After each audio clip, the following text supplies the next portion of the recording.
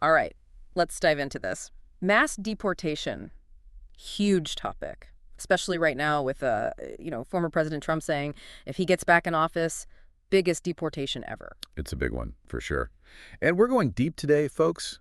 Interviews, what people are saying on the campaign trail, even a peek into how ICE does its thing. We've got a stack of research here, and honestly, some of this stuff, it's pretty wild. We're talking about 11 million undocumented immigrants, potentially. Yeah, we're talking about a huge number of people, about 3% of the entire U.S. population. Think about it. That's like trying to pick up and move, I don't know, the entire state of Ohio. Just poof, gone. Yeah, it's a massive undertaking. And there are definitely some folks saying, logistically, how do you even do that? Exactly. Is it even possible? But before we get into all that, let's break down what exactly is being proposed here. Okay, so starting with the why. Hmm. Trump and those who support this, they're saying America is facing what they call a historic illegal immigration crisis, like we've never seen before. And they believe mass deportation, that's the answer. Who, what? Restore order. Right? Restore order. Protect American jobs. Keep the country safe. A lot of the argument hinges on that, the security aspect. But national security is a big part of it. Oh, yeah, for sure. Now, his running mate, J.D. Vance, he's thrown out the number of 1 million deportations every year. 1 million a year. Wow. But it gets even wilder. Trump's top advisor for immigration, Stephen Miller, he's the one who's been talking about using the military. Massive military air operation is how he put it. Hold on. Military airlists to deport people. Are we in a movie here? Is this real life? Well, those are the ideas being tossed around. And they've also mentioned the National Guard being used for immigration stuff, plus workplace raids on a huge scale. So basically go in, find undocumented workers, boom, gone. That's the gist of it. But here's where experts start to raise their eyebrows. They say, okay, deporting 1 million people a year, how? The logistics are just crazy. I bet. I mean, you got to find them, detain them, the paperwork, the flights. That's a lot, right? Well, Jason Hauer, he was actually ICE chief of staff under Biden. Okay, so he knows what he's talking about. Right. He says ICE, they have about 6,000 agents. To deport 1 million people yearly, you'd need over 100,000 officers, plus all the staff to back them up. Jeez, that's like, I don't know, trying to empty an Olympic swimming pool with a teaspoon. Pretty much. So even if they wanted to, you're talking massive hiring, training, the whole shebang. Not to mention, that's got to cost a fortune. Oh, absolutely. And we haven't even factored in detention while people are waiting to be deported. The flights themselves aren't cheap, and all the legal stuff, lawyers and whatnot. Yeah, lawyers are never cheap. One estimate we saw, to deport 1 million people annually, you're looking at $88 billion every year. That's more than NASA's entire budget. Wow. Okay, so let's pretend for a second they find the money somehow, they get all these new agents trained up. What happens to the economy? I mean, these are millions of people working all over the place. Right, and that's what the American Immigration Council looked into. Their research is pretty interesting. They say if you suddenly pull millions of workers out of key industries, we're talking construction, hospitality, agriculture, that could shrink the entire U.S. GDP by $1.7 trillion. Well, 1.7 trillion. That's insane. That's like making the entire economy of, what, Canada just disappear? It's huge. But also remember, these aren't just numbers on a page. These are real people we're talking about. The human cost is a big part of this, too. Absolutely. We can't forget that. It's people's lives being turned upside down. So what about that side of things? Well, we talked to Monica Camacho Perez. She's a DACA recipient, teaches in Baltimore. She and her family, they're undocumented. They've been living in the U.S., building a life here. And the fear of being separated, being sent away, it's very real for them. That must be so stressful. Imagine this is their home, their community. Exactly. And Monica's story, it's just one of many. There are over 4 million kids born in the U.S. who have at least one parent who's undocumented. So if you start deporting people on a massive scale, you're talking about tearing families apart, kids who are American citizens. You're talking about uprooting communities, causing a ton of hardship. It's like a complex situation for sure. Okay, so we've talked about the logistics being kind of crazy, the economy taking a potential hit, and all the human impact. But what about the people who actually support this? What are their arguments? Well, Tom Homan, he was the acting director of ICE under Trump. He's a big supporter of this plan. He says it's about deterring illegal immigration, upholding the law. Basically, you got to be tough, set an example. So he's saying no more messing around, enforce the rules, period. That's the gist of it. Yeah. Now, he denies that this would be like mass roundups, what some people are calling concentration camps. Yeah. He says it's more about targeted arrests. But even with targeted arrests, wouldn't that still mean ICE is way more active, more families being separated? It's definitely possible. And Homan, he actually defended the family separation policy that happened during Trump's first term. He said that was all about deterring people from crossing the border illegally, that it was about saving lives in the long run. Deterrence, that seemed to be a big part of the argument. But do experts actually think it would work? Like, would this really stop people from trying to come to the U.S.? That's where it gets interesting, because experts, they're skeptical. They say even if you could pull off mass deportation on this scale, would it really be a deterrent? The reality is, people are going to keep searching for a better life for themselves and their families, no matter what obstacles you put in their way. So it's not as simple as just being super strict and everyone will fall in line? Nope.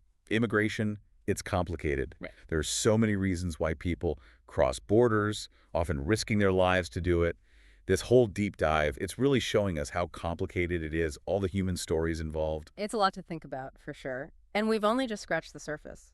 Oh yeah, we've got more to dig into.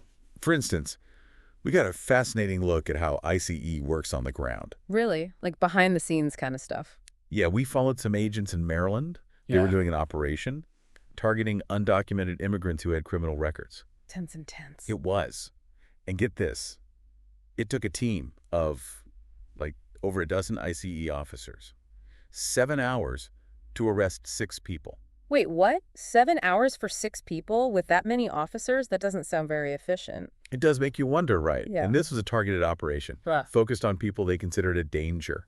So it makes you think, if it takes that much effort for a handful of people, how do you scale that up to millions? That's wild. To arrest just 6 people in 7 hours with that many officers, it really makes Trump's proposal seem impossible. If it's that hard to apprehend just a few people, how could they possibly round up and deport millions? The math doesn't quite add up. Okay, so we've talked about Trump's campaign promise, the logistics being a nightmare, the economic impact, and the human cost. But there's another layer to this that we need to talk about. You're talking about the ethics of it all, right? Exactly. Is it morally right to uproot millions of people who have made lives here, contributed to American society, especially if a lot of them haven't committed any serious crimes? It's a tough question, no doubt. As a country, it's something we have to really think about. What part of it do you find the most ethically challenging? I think for me, it's the possibility of families being separated. It's hard to even imagine the trauma, the pain that would cause, especially for the kids, if they were ripped away from their families because of deportation. Yeah, I agree. Separating families, it's hard to square that with what America is supposed to stand for. And a lot of these undocumented immigrants, they came here fleeing violence, poverty, persecution. Absolutely. So sending them back, you could be sending them back into danger, putting their lives at risk. It really makes you think, what are our obligations to people looking for refuge, a better life? What does it even mean to be a welcoming and compassionate nation? Big questions, for sure. Questions that go right to the heart of who we are as a country. And there are definitely no easy answers here. This immigration issue, it's messy. We've covered a ton already. Logistics, economics, people's stories. But like we were saying before, the ethics of it, that's huge too. It's a real moral maze, no question. Because you're right, it's not just about the numbers, the policies. It gets into like fairness, justice, what does it mean to be American? Exactly. And these aren't new questions either. America's been wrestling with this tension for ages, right? How do you uphold the law, but also have compassion for people who are just trying to build a better life? It's like, on one hand, yeah, we've got laws, there are consequences for breaking them. But then there's also this belief in opportunity, second chances. And so many of these undocumented immigrants, they've been here for years, working, raising families, being part of their communities. It makes you think, at what point does someone's presence, the things they contribute, does that outweigh their undocumented status? Is it purely about the letter of the law, or is there more to it? Yeah, how do we balance what American citizens need with the needs of people who came here without permission? And then what about the families, the kids who were born here? Do they deserve to be uprooted, sent to a country they may not even know? It's a real ethical dilemma, no easy answers. And it forces us to look in the mirror a bit too, right? What are our own biases? How do we view immigrants? Are they a threat, or are they just fellow human beings trying to make a better future? It's interesting, looking at the sources we have, you see some really different views. Like Tom Homan, for instance. He seems to believe that undocumented immigrants, they got to be held accountable no matter what. Right, he's all about enforcing the law, even if that means families get separated. And he puts a lot of the blame on the Biden administration, saying their border policies, that's what's encouraging illegal immigration in the first place. But then you have someone like Monica, that DACA recipient we talked about. She's terrified of being taken from her family, sent back to a place she barely remembers. She's made a life here, contributes to her community, sees herself as American in every way except on paper. It's a good reminder that these aren't just policy debates, right? Yeah. These are real people whose lives are hanging in the balance. It's easy to get lost in the big picture, the abstract arguments, but when you hear Monica's story, her fear, it makes it all very real. It really highlights the human cost of these policies, the ripple effects they have on individuals, families, entire communities. Okay, so we've talked about the ethical side of it, but we gotta be real, this is political too, right? Mass deportation, it's become a rallying cry, especially for some politicians on the right. Oh, absolutely. It's a powerful issue, resonates with certain voters who feel like immigration is out of control, threatening their way of life. It feels like there's a lot of fear, anger surrounding this whole topic. Makes it hard to have a real nuanced conversation about it. That's true. And in the middle of an election campaign, things tend to get simplified, right? Mm. Complex issues boil down to sound bites, It's slogans. like build the wall or deport them all. Exactly. Those might grab attention, appeal to people's emotions. But do they really address the complexity of the issue? Offer any real solutions? Not really. So how do we get past all that, the rhetoric? How do we have a productive conversation about immigration? What are the big questions we should be asking as a country? I think we got to start by recognizing everyone's humanity, regardless of their legal status. We need to be honest about the challenges immigration brings, but also the opportunities. That's a good point. Not ignoring the problems, but recognizing the good stuff too, the contributions immigrants make. Right. And we need to be open to different solutions, not just the most extreme ones. So, like, instead of just focusing on enforcement, deportation, could we also look at ways to maybe grant legal status to some undocumented immigrants? Ones who meet certain criteria, maybe? That's one option. We could also invest in border security measures that are effective, but also humane, treat people with dignity. It seems like we need something more comprehensive, more compassionate, something that balances enforcement with finding ways for people to integrate. That's something most Americans can probably get behind, I think. But the question is there the political will to actually make it happen? That's a whole other challenge. Well, hopefully, this whole deep dive, it's given our listeners some food for thought, helped them see this issue from different angles. One thing's for sure, mass deportation, especially on the scale they're talking about, it would have huge consequences. This isn't a decision to be made lightly. Exactly. And it raises some tough questions, ones we all got to think about. What are we willing to compromise on? What kind of society do we want to live in? And what does it even mean to be American in a time when immigration is such a hot button issue? It's not about easy answers. It's about having a conversation, even when it's difficult, doing it with respect and thoughtfulness. That's a good note to reflect on. But before we wrap up completely, there's one more angle I think we got to look at. We keep hearing this idea, mass deportation to stop illegal immigration. But is that really addressing the why? Like, why are people coming here in the first place? That's the core of it, right? If people are running from danger, poverty, just sending them back, that doesn't fix those problems. It's like hiding the mess under the rug. Yeah, it looks clean for a minute, but it's still there. Exactly. We need to understand why folks are leaving their homes, risking everything to come here. And that's way bigger than just immigration policy, isn't it? Oh, for sure.